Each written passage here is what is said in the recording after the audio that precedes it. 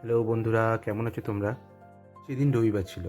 পাশের বাড়ির এক কাকিমা তার মেয়ের গোপালটা নিয়ে আমার বাড়িতে এসে বললেন, দেখ স্নান করাতে করাতে চোখের রঙটা একটু নষ্ট হয়ে গেছে, তোকে আবার সুন্দর করে একটু এঁকে দিতে হবে।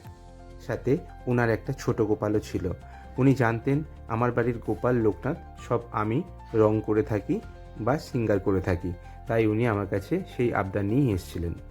এই প্রথম নিজের বাড়ির গোপালকে ছাড়া আমি অন্য কোনো গোপালকে সিঙ্গার করতে বসলাম। প্রথমেই আমি ভালো করে গাটা পরিষ্কার করে নিয়ে ক্লে দিয়ে চোখ দুটোকে তৈরি করে নিলাম।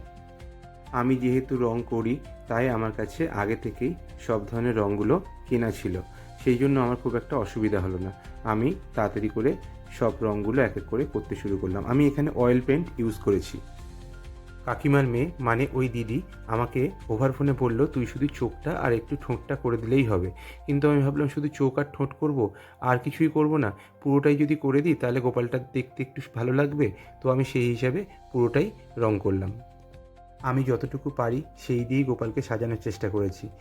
ওনারা খুব খুশি হয়েছেন। আর তার সাথে সাথে আমাকে ওনারা পারিশ্রমিক দিতে চেয়েছিলেন। যেহেতু আমি প্রফেশনালি কাজটা করি না, তাই পারিশ্রমিক নেওয়ার কোনো প্রশ্নই ওঠে না। তাই ওনারা আমার গোপালকে একটা সুন্দর জামা দিয়ে গেছেন, যেটাও দেখতে খুবই সুন্দর হয়েছে।